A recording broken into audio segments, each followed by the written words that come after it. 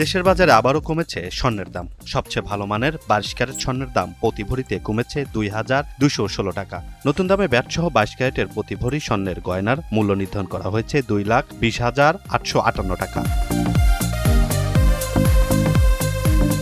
Bangladesh jewellers association BAJUS জানিয়েছে, গত মঙ্গলবার সকাল 10টা থেকে নতুন দাম কার্যকর হয়েছে। নতুন মূল্য অনুযায়ী 21 ক্যারেট স্বর্ণের প্রতি ভরির দাম 2,10,943 টাকা, 18 ক্যারেটের দাম 1,81,200 টাকা এবং সনাতন পদ্ধতির স্বর্ণের প্রতি ভরির দাম নির্ধারণ করা হয়েছে 1,48,016 টাকা। AKS অর্জন করল গিনেস ওয়ার্ল্ড রেকর্ডস।